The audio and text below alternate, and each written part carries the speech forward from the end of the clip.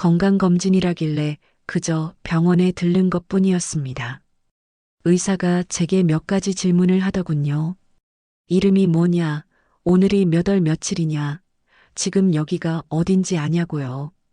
순간 어이가 없었습니다. 내가 누구인지 모를 리가 있나요? 그런데 의사는 고개를 갸웃하더니 며느리 쪽을 힐끗 봤습니다. 며느리는 걱정스러운 얼굴을 하고 있었습니다. 요즘 어머님이 깜빡깜빡하셔서요. 혹시 치매 초기일까요? 그 한마디에 의사의 눈빛이 바뀌었습니다. 그날 이후였습니다. 나에 대한 모든 시선이 달라진 건 경로당 친구들은 내 눈을 피했고 아들은 자주 전화를 받지 않았습니다. 며느리는 약봉지며 영양제를 챙겨주며 다정하게 굴었죠. 그런데 이상했습니다. 어느 날부터 약이 이상하게 썼고 내 머릿속은 자꾸 멍해졌습니다. 그때부터였어요.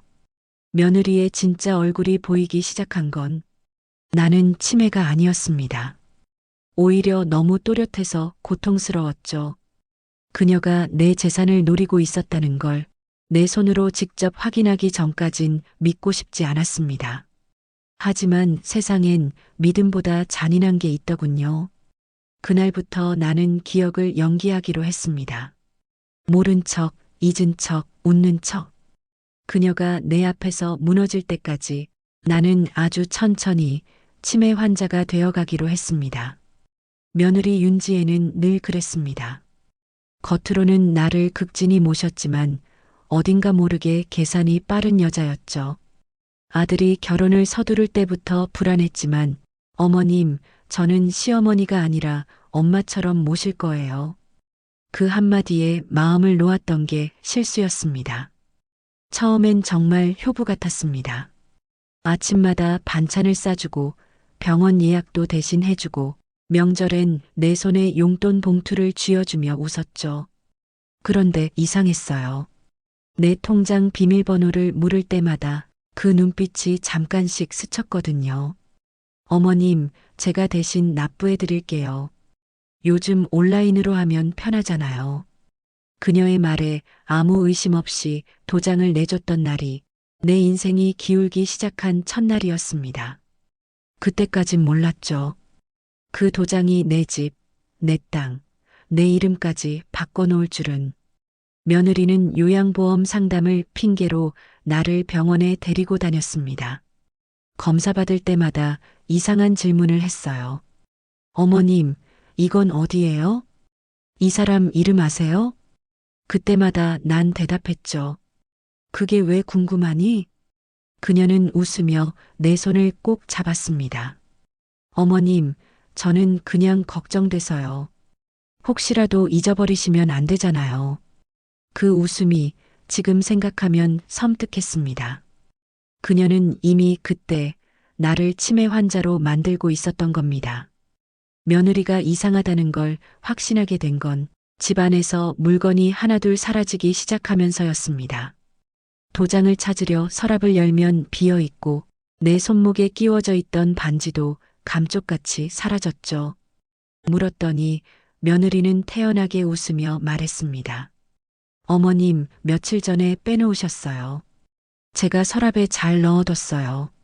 하지만 서랍 어디에도 없었습니다. 그날 저녁 아들이 퇴근하자마자 며느리가 나를 보며 울먹였죠. 성훈 씨, 어머님이 저를 의심해요. 제가 반지를 훔쳤다네요. 그 한마디에 아들은 나를 보며 당황스러운 눈빛을 보였습니다. 엄마, 진짜야? 요즘 기억이 좀 가물가물하시잖아. 그 말이 내 가슴을 베었습니다. 그날 밤 잠이 오지 않았습니다.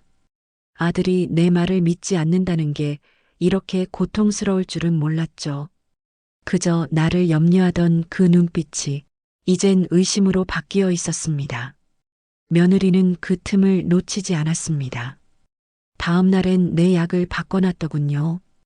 약 봉투엔 내 이름이 맞는데 알약 모양이 달랐습니다. 나는 모른 척 삼켰습니다. 속이 타들어가는 듯 했지만 그 순간 알았습니다. 이젠 증거를 잡아야 한다는 걸.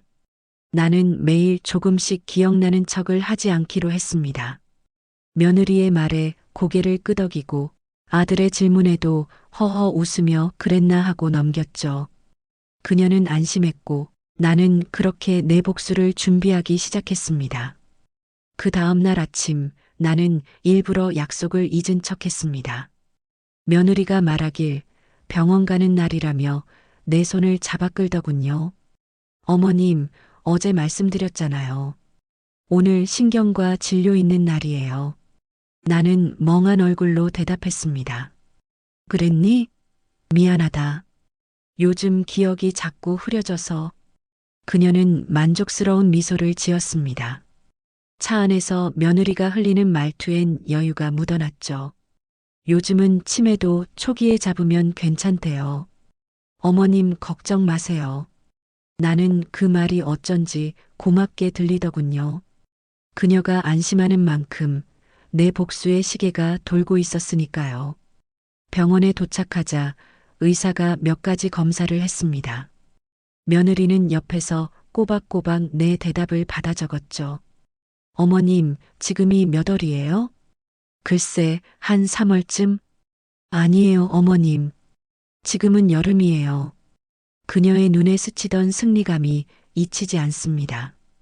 그 웃음을 언젠가 꼭 무너뜨려야겠다고 마음속으로 다짐했죠. 검사 결과는 치매 초기 의심.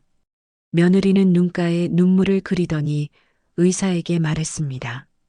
그래도 저희가 잘 모실게요. 어머님은 제가 끝까지 책임질게요. 그 목소리가 그렇게 다정할 수가 없었습니다. 그날 밤 나는 거울 앞에서 중얼거렸죠. 좋아, 그 다정함이 내 무덤이 될 거야. 며칠 뒤 경로당에 나가니 분위기가 묘했습니다.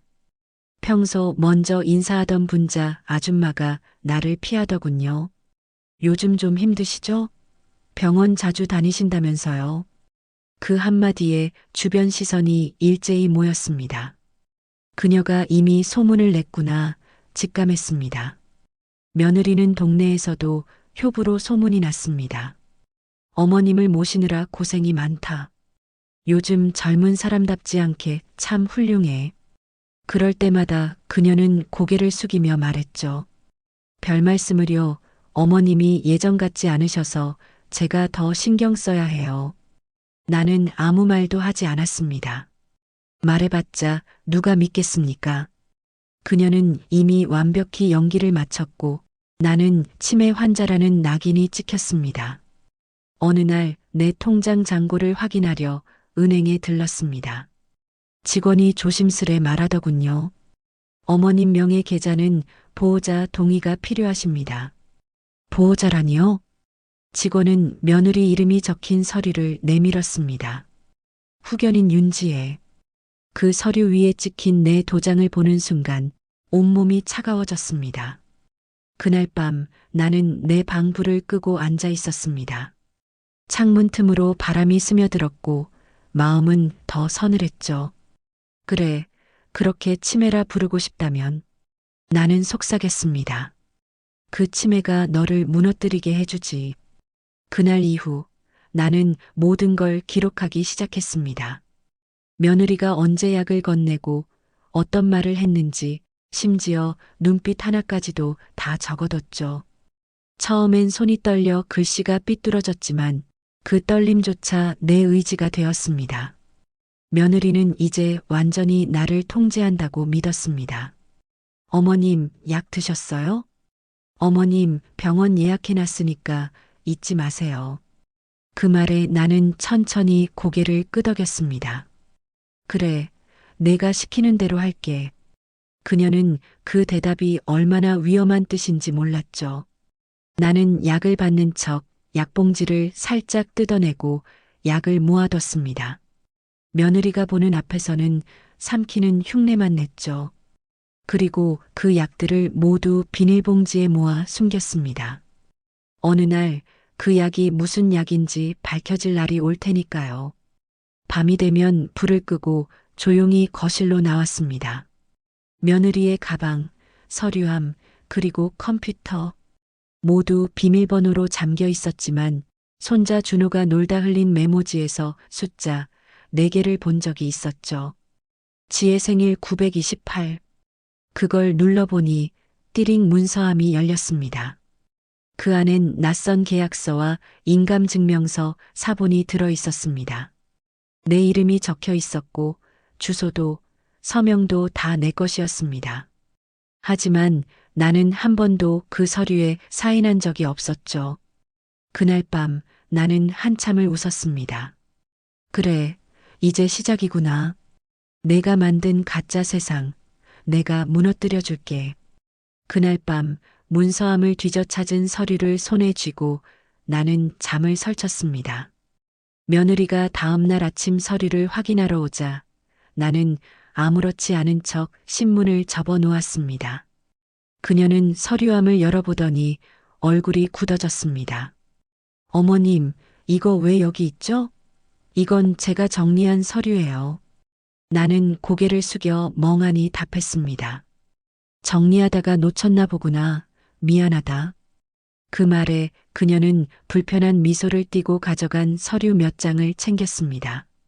그녀가 나간 뒤 나는 숨을 죽이며 계산했습니다. 지금 당장이라도 그녀가 경찰을 부를 수 있었고 아들이 완전히 돌아설 수도 있었습니다.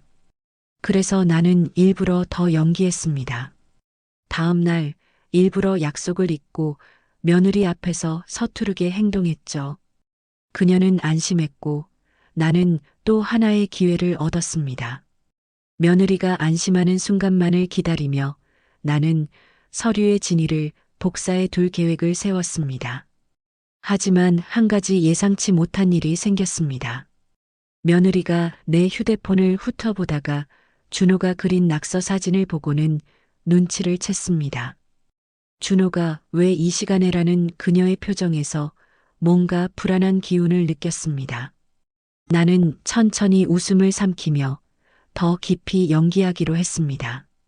며느리가 서류를 다시 챙겨간 다음 날 나는 조용히 김분자 아줌마를 불렀습니다. 동네에서 가장 오래된 친구이자 내 이야기를 믿어줄 유일한 사람이었죠. 분자야, 나 미친 것 같니? 그녀는 놀란 눈으로 내 손을 잡았습니다. 그게 무슨 말이야, 연희야. 누가 그런 소리를 해? 나는 낮게 웃었습니다. 며느리가 그래. 내가 치매래.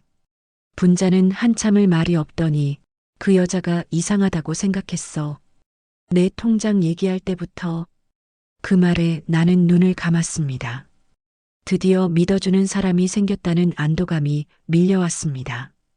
분자야, 부탁이 하나 있어. 며느리가 나한테 약 주는 거 있지? 그거 한 번만 맡아줘. 그녀는 의아한 표정으로 약봉지를 받았습니다. 이게 뭐야? 내가 보기엔 이상한 약이야.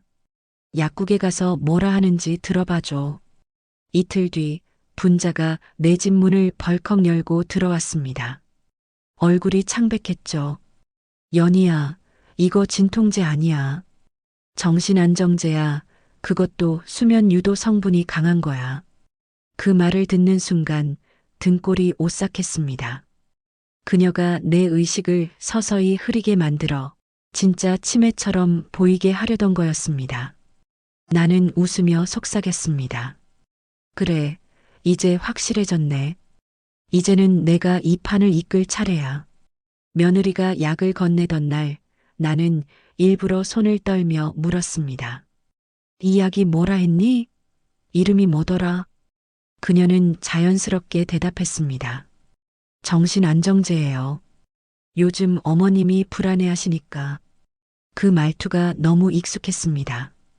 아들이 들을까봐 일부러 부드럽게 말하는 그 얄미운 목소리. 그날 저녁 분자 아줌마가 찾아와 속삭였죠. 연희야, 이거 녹음해야 돼. 말로만 하면 아무 소용 없어.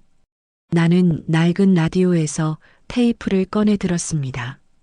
손자 준호가 놀던 장난감 안에 녹음 기능이 있다는 걸 그때 떠올렸죠. 그 조그만 장난감 곰돌이를 식탁 아래 두고 며느리와 대화를 이어갔습니다. 지혜야, 이 약 덕분인지 머리가 좀 맑아졌네. 그녀는 웃었습니다. 다행이에요, 어머님. 이 약이 정말 좋다니까요. 그 대답과 함께 곰돌이 속에서 딸깍 소리가 났습니다. 작지만 분명한 증거가 녹음된 순간이었죠. 며느리는 내가 여전히 멍하다고 믿었습니다. 하지만 내 눈빛은 이미 달라져 있었습니다. 그녀가 방으로 들어가자 나는 곰돌이를 꺼내 꼭 쥐었습니다.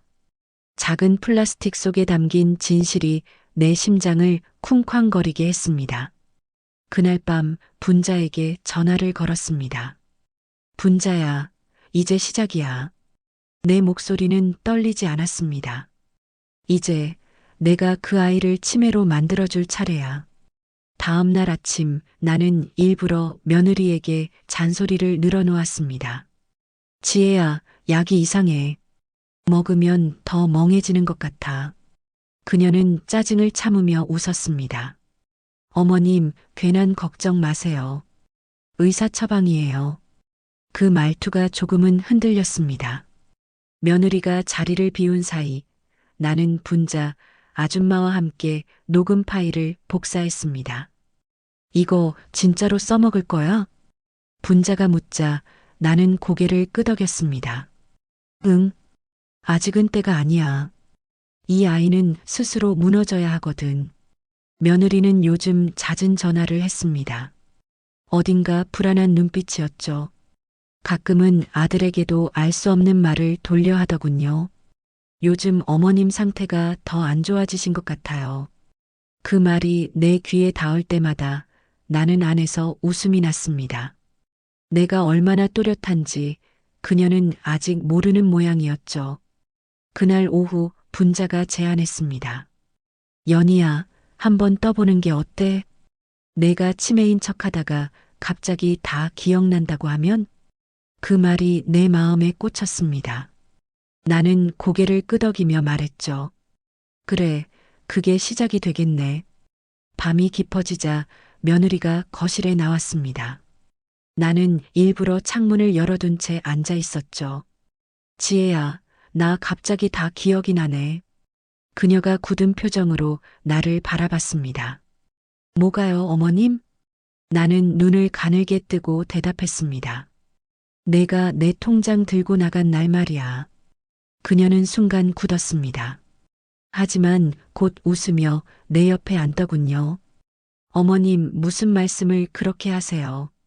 통장은 제가 관리해 드리는 거잖아요.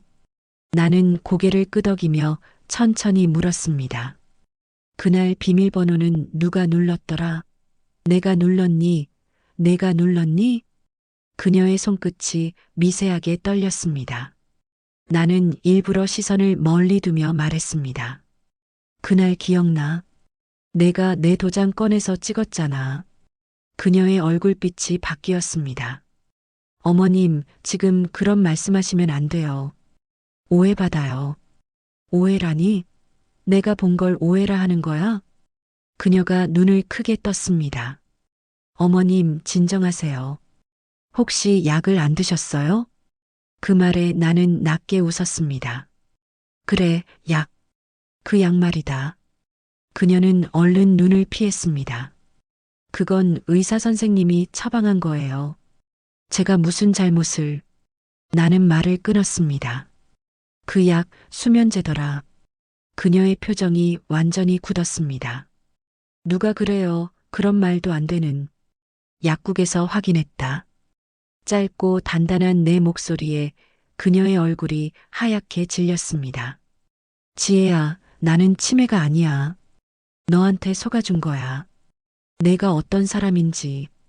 그날 이후 며느리는 달라졌습니다. 예전처럼 다정하게 웃지 않았고 눈을 마주치면 피하거나 짧게 대꾸했죠. 그러더니 며칠 뒤 갑자기 아들을 불러 앉혔습니다. 성훈 씨, 어머님이 요즘 현실이랑 상상을 구분 못하세요. 나는 부엌 문 뒤에서 그 말을 들었습니다.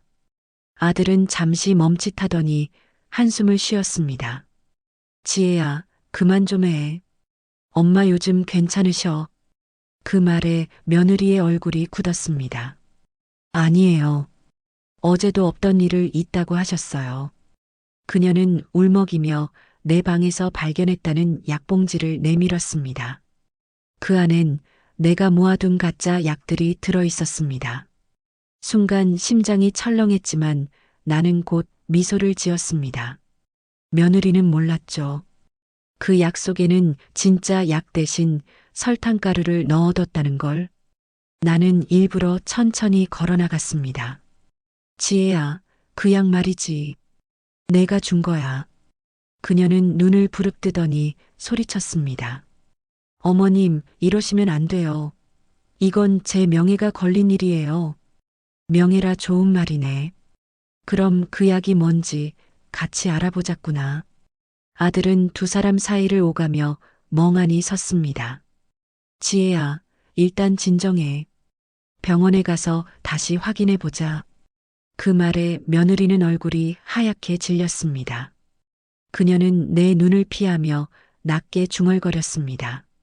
알겠어요. 그렇게 해요. 하지만 그 목소리엔 분노와 공포가 뒤섞여 있었습니다. 며칠 뒤 우리는 함께 병원으로 향했습니다. 며느리는 침착한 척 운전대를 잡았지만 손끝이 미세하게 떨리고 있었습니다. 어머님, 괜히 오해만 깊어질 텐데요. 오해라면 진실로 풀면 되겠지. 내 대답에 그녀는 아무 말도 하지 않았습니다. 검사실 앞 대기실은 싸늘했습니다. 아들은 두 손을 모은 채 고개를 숙이고 있었고 며느리는 계속 시계를 보며 초조해했죠. 잠시 후 의사가 나와 말했습니다. 검사 결과 인지 기능엔 큰 이상 없습니다. 이전 기록은 조금 의아하네요. 그 순간 며느리의 얼굴이 굳었습니다.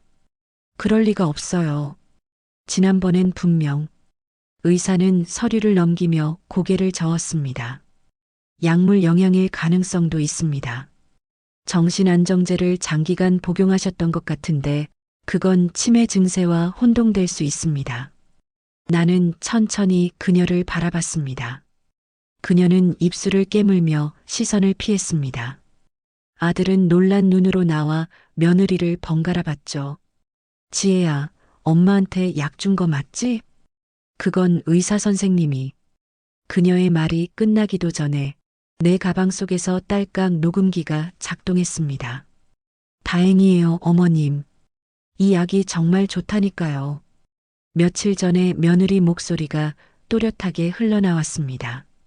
그 짧은 문장에 병실 안의 공기가 얼어붙었습니다. 아들은 그제야 고개를 떨구며 중얼거렸습니다. 엄마 미안해요. 그리고 며느리는 그 순간에도 웃으려 애쓰고 있었습니다. 하지만 그 웃음은 이미 금이 가 있었죠. 병원에서 돌아오는 길, 차 안은 숨이 막힐 만큼 조용했습니다. 아들은 아무 말도 하지 않았고 며느리는 운전대를 꽉 잡은 채 앞만 보고 있었습니다. 이따금씩 숨을 몰아쉬는 소리만 들렸죠. 어머님, 그 녹음은 우연히 나온 거잖아요. 그녀가 입을 열었습니다. 제가 일부러 그런 게 아니라 약이 잘못 들어간 거예요. 나는 조용히 웃었습니다. 그렇게 말할 줄 알았다. 내가 실수라 할 줄. 그녀는 고개를 돌려 나를 보더니 소리쳤습니다. 어머님, 왜 저를 이렇게 몰아붙이세요? 저는 가족이에요.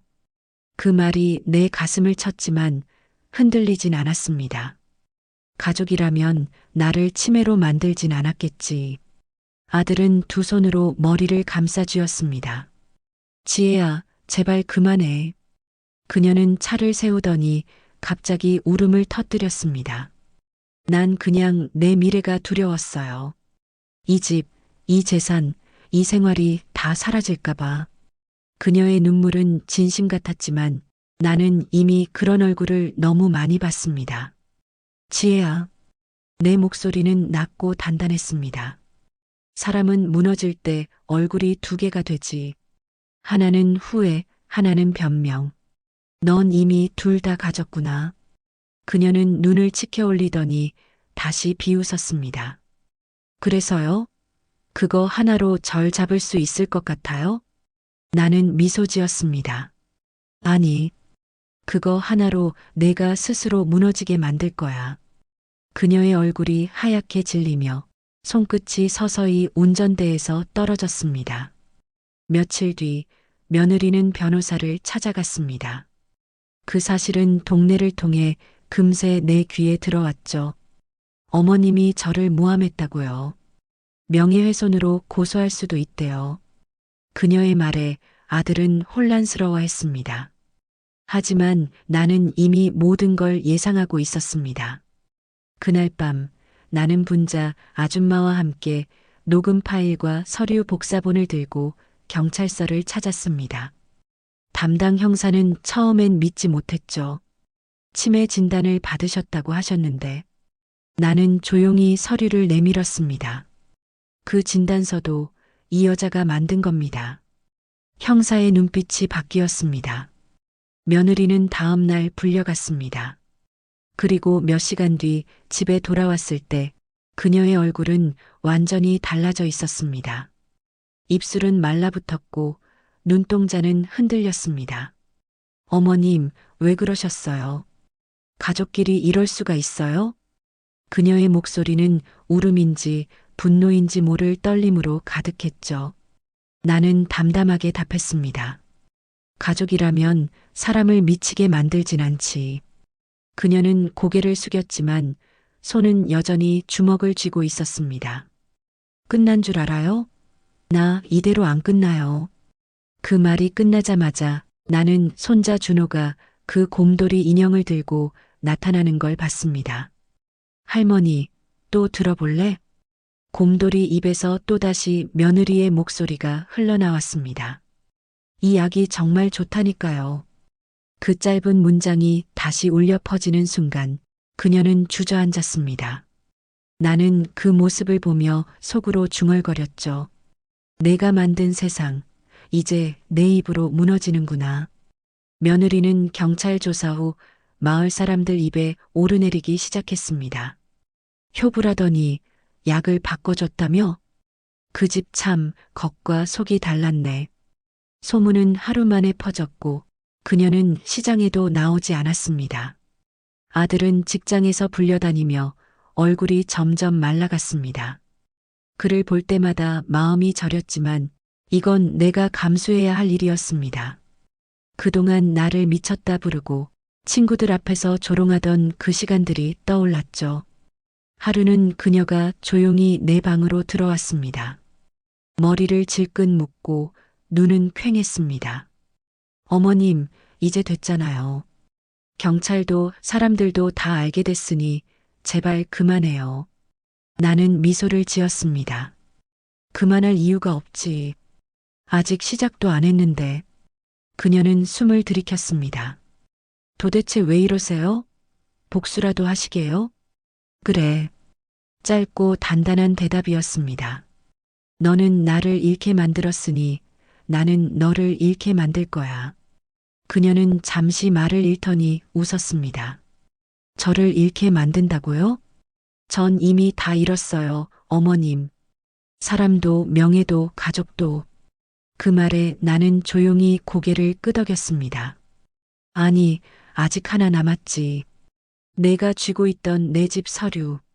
그건 아직 내게 돌아오지 않았어. 그녀의 눈이 순간 흔들렸습니다.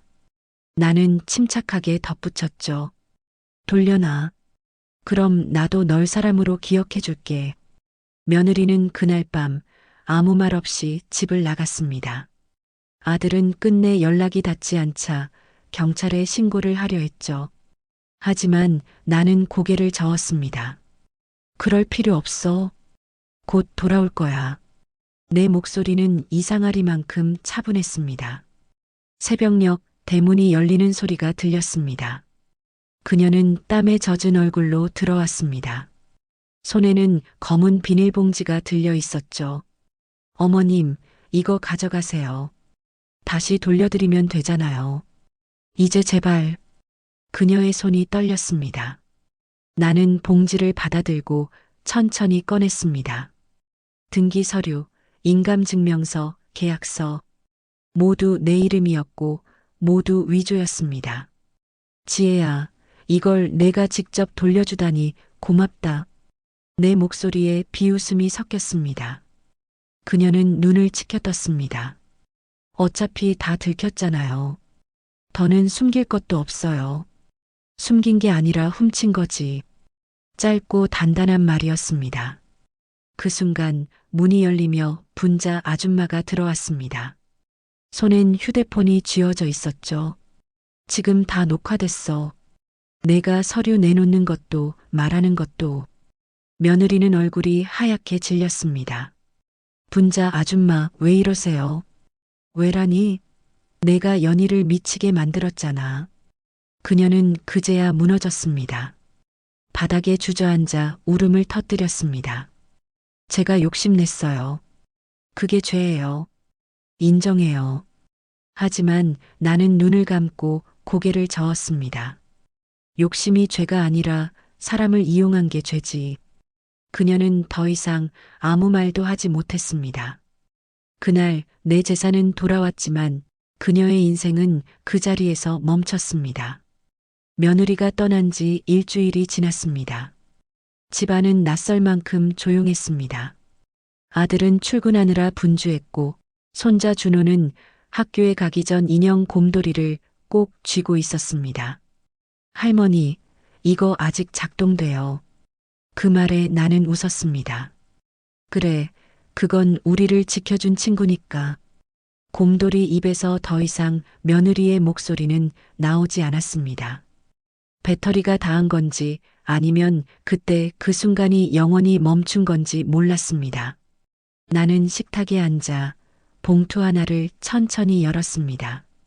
그 안엔 내 이름으로 된 등기증과 도장이 고스란히 들어 있었죠. 손끝이 떨렸습니다. 다시 내 이름이구나. 그날 이후 나는 집을 정리했습니다. 며느리가 고른 커튼, 식기, 장식품을 하나씩 치워나갔습니다.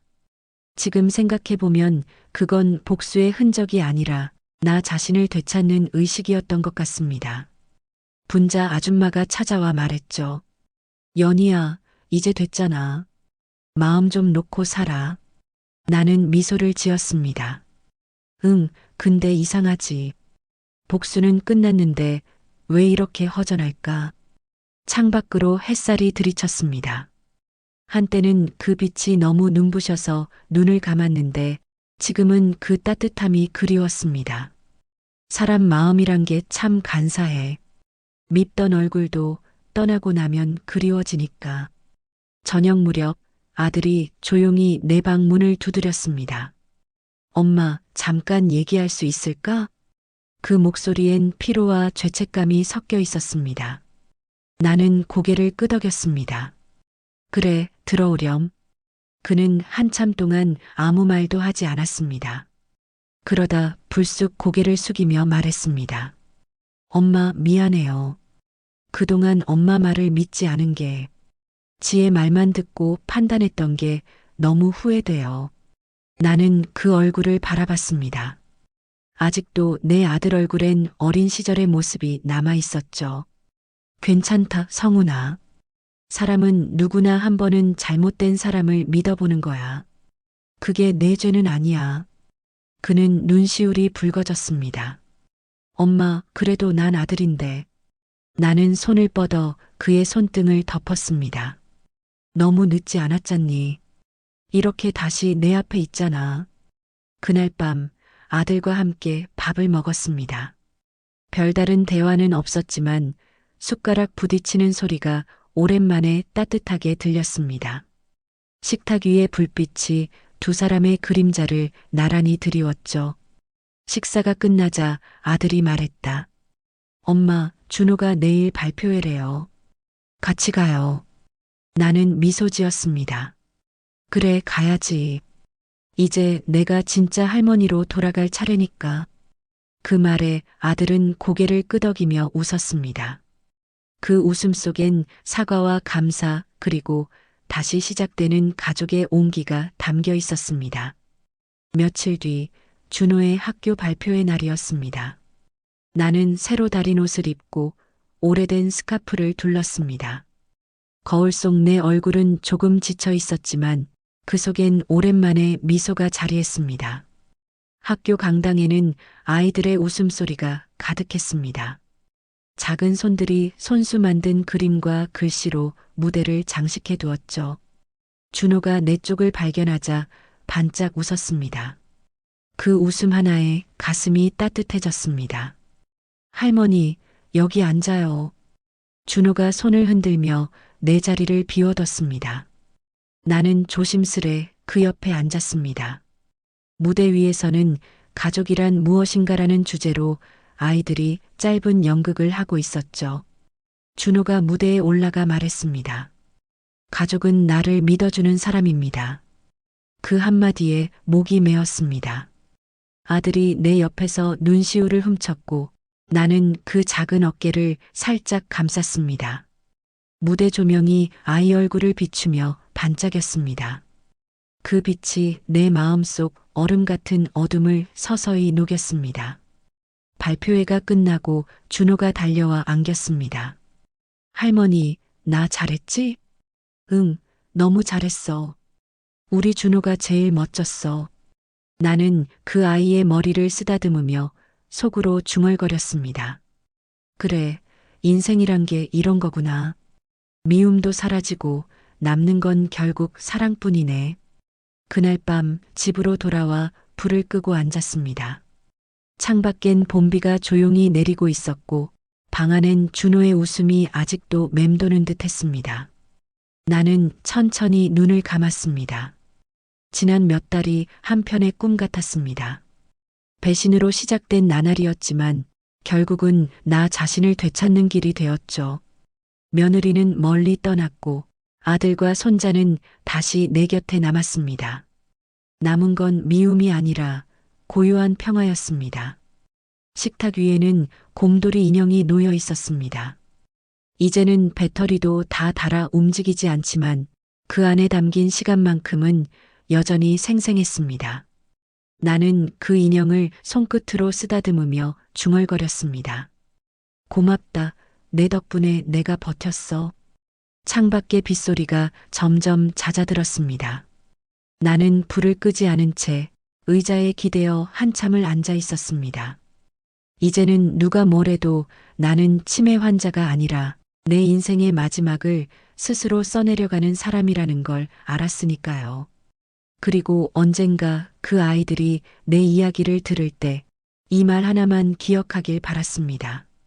누구든 진심으로 사랑한 사람에게 끝내 이긴 사람은 없습니다. 그날 밤 오랜 세월을 품은 내 눈가에 조용히 미소 하나가 번졌습니다. 며느리가 떠난 지 한 달쯤 지났을 무렵 마을엔 다시 평온이 찾아온 듯 했습니다. 하지만 사람들의 시선은 여전히 조심스러웠죠. 시장에 나가면 속삭이는 소리가 들렸습니다. 그 며느리 사건 말이야, 들었어? 치매 아니고 며느리가 약을 바꿨대. 나는 그냥 웃으며 지나쳤습니다. 그들의 말은 진실이었지만 그 안엔 묘한 냉기가 섞여 있었습니다. 누군가의 불행은 잠시의 구경거리가 되지만 그 불행을 겪은 사람의 마음은 끝까지 잔잔하지 않더군요.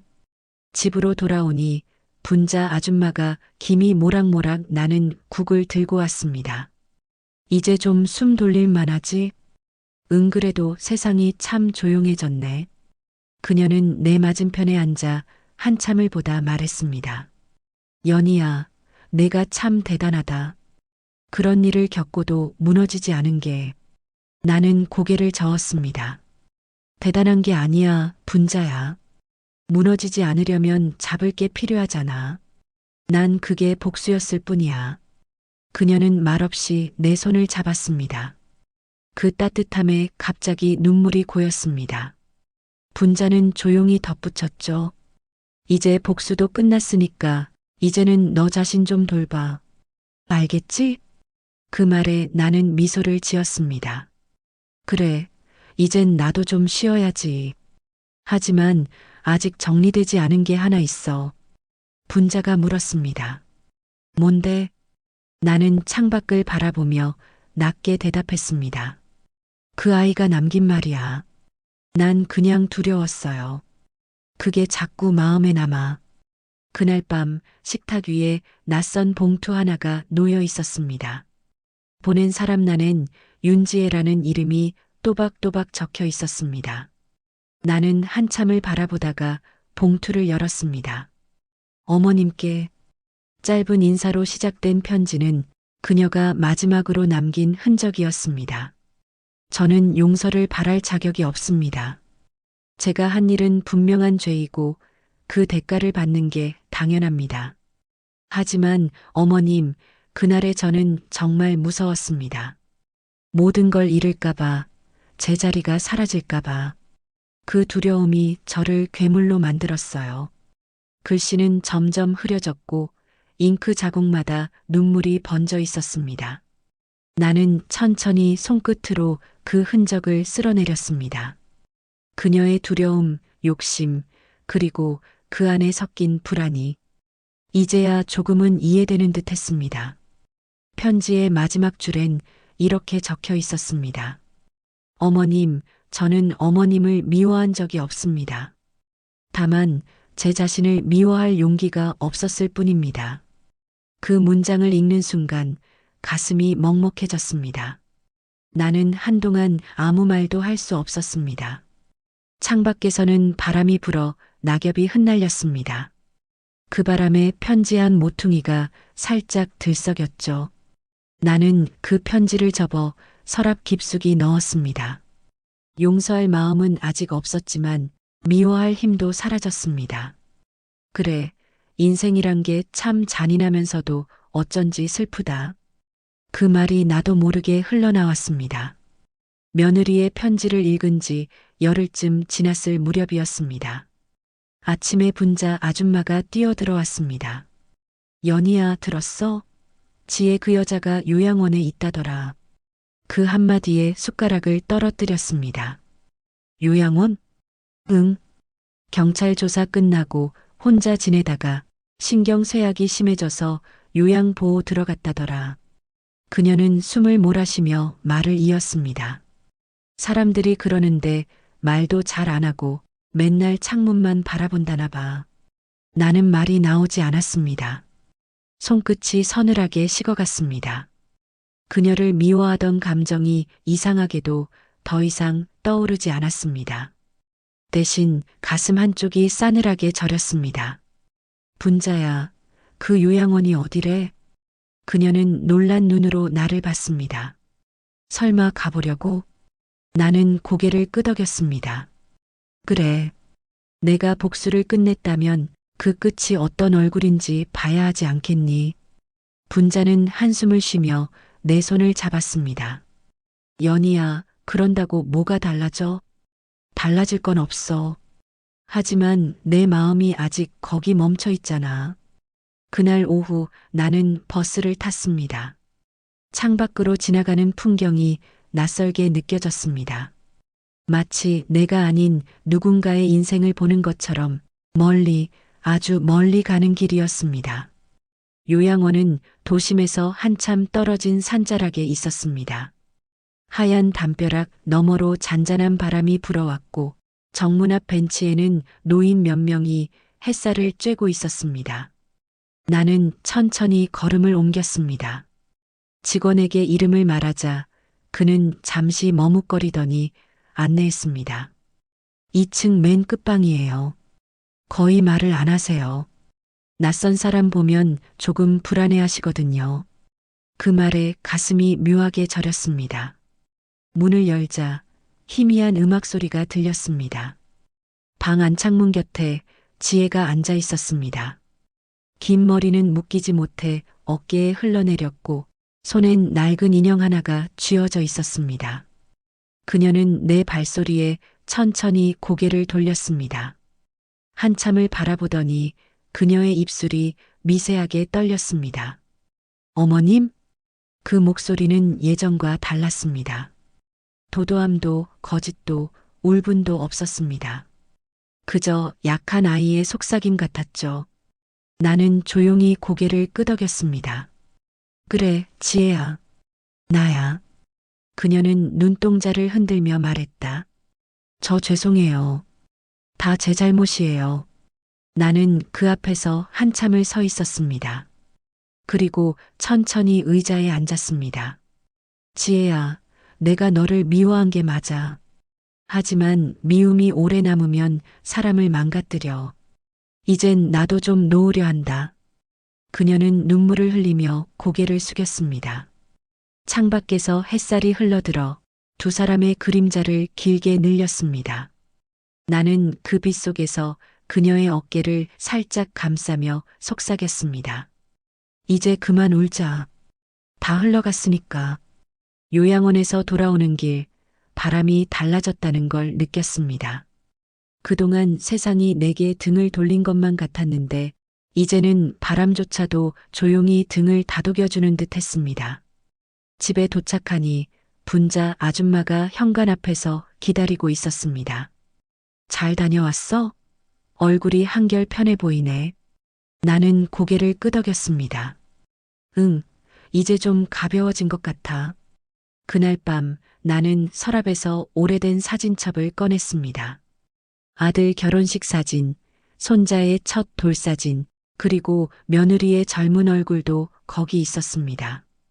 그 미소는 참 맑고 예뻤습니다. 이 사람이 어떻게 그렇게 변했을까? 문득 그런 생각이 들었습니다. 나는 한 장 한 장 사진을 넘기며 마음속으로 중얼거렸습니다. 지혜야, 내가 잘못한 건 맞지만 너도 결국 사랑이 필요한 사람이었겠지. 그 말을 하며 나도 모르게 눈물이 흘렀습니다. 밤이 깊어갈수록 마음은 점점 고요해졌습니다. 그동안 복수의 불로 타던 내 속이 이제는 잔잔한 재로 식어가는 것 같았습니다. 그리고 그 재 속에서 새로운 생명이 자라나는 기분이 들었죠. 그래, 이제 나도 좀 살아야지. 나는 조용히 창문을 열고 봄바람을 맞았습니다. 멀리서 아이들 웃음소리가 들렸습니다. 그 웃음이 내 마음속에 부드럽게 번져왔습니다. 다음 날 아침 햇살이 창문을 가득 채웠습니다. 나는 오랜만에 외출 준비를 했습니다. 머리를 단정히 빗고 베이지색 외투를 꺼내 입었습니다. 거울 속 내 얼굴엔 깊은 주름이 보였지만 그 주름 속엔 지난 시간의 용기가 새겨져 있었습니다. 경로당에 가자 사람들이 놀란 눈으로 나를 반겼습니다. 연희 어르신, 어디 다녀오셨어요? 그동안 안 보여서 걱정했어요. 나는 미소를 지었습니다. 좀 정리할 게 있었어요. 이제 다시 얼굴 비추러 나왔죠. 분자 아줌마가 팔짱을 끼며 웃었습니다. 봐, 내가 뭘 했어. 연희는 쉽게 안 무너진다니까. 나는 웃으며 대답했습니다. 이제는 좀 무너져도 괜찮을 것 같아. 다시 일어날 힘이 생겼으니까. 사람들은 내 이야기를 조심스레 물었지만 나는 더 이상 그 일을 길게 말하지 않았습니다. 그냥 세상에 빚갚고 돌아왔다고 생각하면 돼요. 그 한마디에 모두 고개를 끄덕였습니다. 그날 오후 나는 공원 벤치에 앉아 아이들이 노는 모습을 지켜봤습니다. 햇살 아래 뛰노는 아이들의 웃음소리에 마음이 따뜻해졌습니다. 손자 준호가 뛰어와 내 무릎 위에 앉았습니다. 할머니, 나 어제 학교에서 상 받았어. 나는 그 아이를 꼭 안았습니다. 그래, 잘했어. 이젠 내가 할머니 자랑이야. 멀리서 바람이 불었습니다. 꽃잎이 흩날리며 내 어깨 위로 내려앉았습니다. 그 순간 나는 깨달았습니다.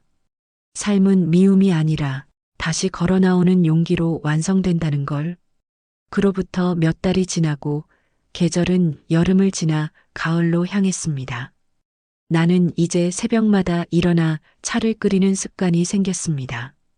창문을 열면 서늘한 바람이 들어오고 마당의 화분에 핀 국화가 살짝 고개를 들고 있었습니다. 이제 집안은 조용했습니다. 며느리의 발소리도 다툼의 흔적도 없었지만 이 고요가 더는 외롭지 않았습니다. 나는 혼잣말로 중얼거렸습니다. 이제야 내 집 같네. 가끔은 아들이 들렀습니다. 엄마, 뭐 필요한 거 없어요? 됐다. 이젠 필요한 게 없다. 그냥 내가 웃는 얼굴만 보여줘. 그 말에 아들은 고개를 숙여 웃었습니다. 준호는 주말마다 찾아와 마당을 뛰어다녔습니다. 할머니, 나 학교에서 효도상 받았어. 그 말을 듣는 순간 가슴이 뜨거워졌습니다. 나는 아이를 꼭 안으며 속삭였죠. 그래, 그게 제일 큰 상이구나. 햇살은 따뜻했고 바람은 부드러웠습니다. 예전 같았으면 두려웠을 고요가 이젠 가장 소중한 선물이 되었습니다. 나는 차를 한 모금 마시며 하늘을 올려다봤습니다. 하얀 구름이 천천히 흘러가고 있었습니다. 이게 자유구나. 누구에게도 흔들리지 않고 누구에게도 속지 않는 마음. 이제는 누가 뭐래도 나는 내 인생의 주인으로 돌아왔습니다. 가을이 깊어가던 어느 날 마을회관에서 경로잔치가 열렸습니다. 오랜만에 웃음소리가 마을을 가득 채웠죠. 나는 분자 아줌마 손에 이끌려 행사장에 들어섰습니다. 연희야, 이럴 땐 얼굴 좀 내밀어야지.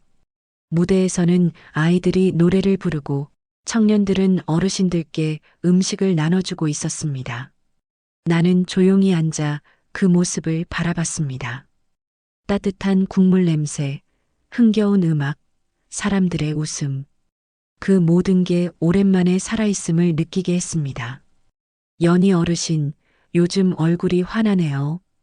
옆자리 할머니가 웃으며 말했습니다. 이젠 예전 일 다 잊고 사는 거죠? 나는 고개를 끄덕였습니다. 응, 잊은 건 아니지만 이젠 괜찮아요. 잠시 후 사회자가 내 이름을 불렀습니다. 올해의 모범 어르신, 홍연희 어르신께 상장을 드립니다. 사람들이 박수를 쳤습니다. 나는 천천히 일어나 무대 앞으로 걸었습니다. 사회자가 상장을 건네며 말했습니다.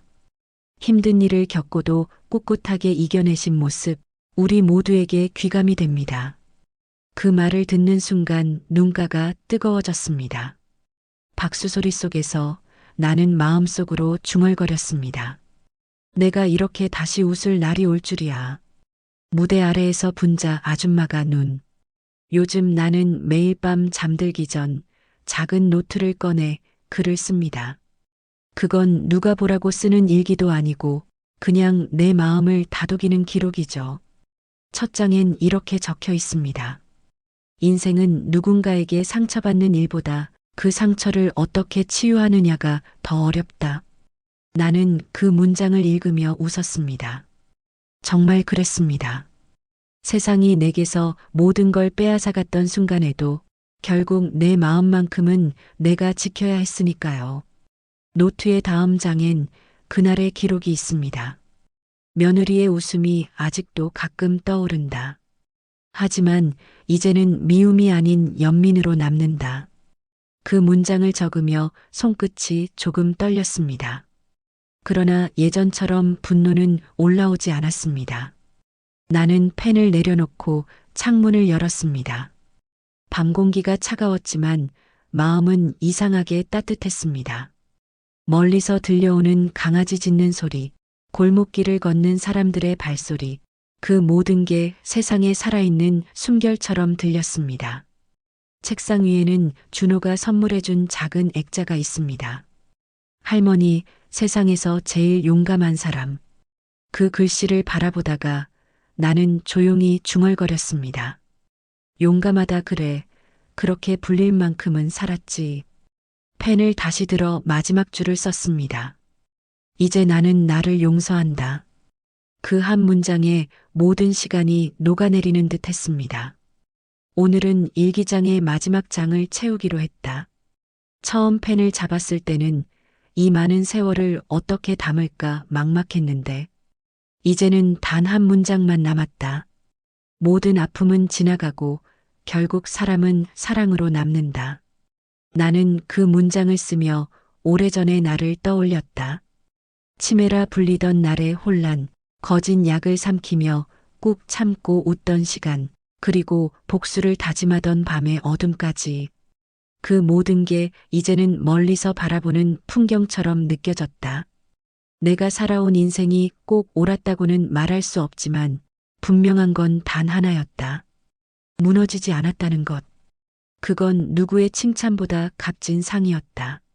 창밖엔 가을비가 내리고 있었다. 빗소리가 마당의 흙냄새를 데려왔고 그 냄새 속에서 지난 세월이 스쳐갔다. 남편의 웃음, 아들의 첫걸음, 그리고 손자의 맑은 목소리. 나는 펜을 놓고 일기장을 덮었다. 손끝에 잔잔한 떨림이 남았다. 그건 슬픔이 아니라 살아있다는 증거였다. 그래, 이제 됐다. 나는 스스로에게 말했다. 남은 날은 미움 대신 고요로, 눈물 대신 감사로 채워야지. 스탠드 불빛이 일기장 위를 비추며 마지막 문장을 부드럽게 감싸주었다. 오늘도 살아있어. 참 다행이다.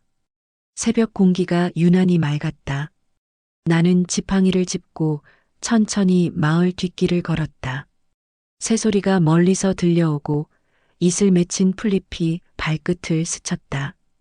오랜만에 숨이 깊이 들어왔다. 이렇게 맑은 공기를 언제 마지막으로 마셨던가. 길가에 핀 들꽃 하나가 눈에 들어왔다. 작고 연약했지만 그 자리에 당당히 피어 있었다. 그 꽃을 바라보며 문득 내 인생이 겹쳐졌다. 폭풍 같은 시간 속에서도 꺾이지 않고 버틴 그 오랜 날의 나. 나는 하늘을 올려다봤다. 구름 사이로 아침 햇살이 스며들며 세상이 천천히 밝아지고 있었다. 그 빛 속에서 내 마음도 환하게 열리는 듯했다. 그래, 이제는 됐다. 조용히 그 말을 내뱉었다. 분자 아줌마가 멀리서 손을 흔들었다. 연희야, 또 일찍 나왔네? 나는 웃으며 대답했다. 응, 그냥 바람 쐬고 싶어서. 그녀는 고개를 끄덕이며 말했다. 참, 넌 예전보다 젊어 보인다. 그 말에 나도 모르게 웃음이 새어나왔다. 길가의 나뭇잎들이 바람에 흔들리며 인사하듯 흔들렸다. 나는 그 사이를 천천히 걸었다. 한 걸음, 또 한 걸음. 누군가의 미움도 상처도 이제는 다 바람 속으로 흩어지는 것 같았다. 햇살이 점점 강해지자 나는 잠시 걸음을 멈추고 눈을 감았다. 따뜻한 빛이 얼굴을 감쌌다. 그 순간 마음속에서 오래된 말 한 줄이 떠올랐다. 사람은 결국 자신이 용서한 만큼 자유로워진다. 나는 그 말을 마음 깊이 새기며 다시 걸음을 옮겼다. 집으로 돌아오는 길, 하늘은 완전히 밝아 있었다. 새들이 전깃줄에 앉아 서로를 부르며 울고 있었고 그 소리가 참 평화롭게 들렸다. 현관 앞 화분에는 새싹이 돋아 있었다. 며칠 전 심어둔 국화 씨앗이 벌써 고개를 내민 것이다. 나는 그 앞에 쪼그려 앉아 손끝으로 살짝 흙을 만졌다. 따뜻했다. 마치 그 흙 속에 내 지난 날이 고요히 잠든 것 같았다. 그래, 이젠 미움도 거기서 쉬게 해야지. 그 말을 속으로 되뇌며 나는 천천히 일어섰다. 창문을 열자 햇살이 방 안을 가득 채웠다. 식탁 위에 올려둔 일기장 표지가 반짝였다. 그 위에 작은 글씨로 써 있었다. 살아있다는 건 다시 사랑할 수 있다는 뜻이다. 나는 그 글을 바라보다가 조용히 눈을 감았다. 머릿속엔 이제 아무런 원망도 두려움도 남아있지 않았다. 오직 고요한 감사 하나만이 남았다. 멀리서 손자 준호의 목소리가 들려왔다. 할머니, 아침이에요. 나는 천천히 일어나 웃으며 대답했다. 그래, 가야지. 오늘도 살아야지. 문을 열고 나서자 세상이 한결 부드러워 보였다. 햇살은 내 어깨를 감싸 안았고 나는 그 빛 속에서 마지막으로 이렇게 중얼거렸다.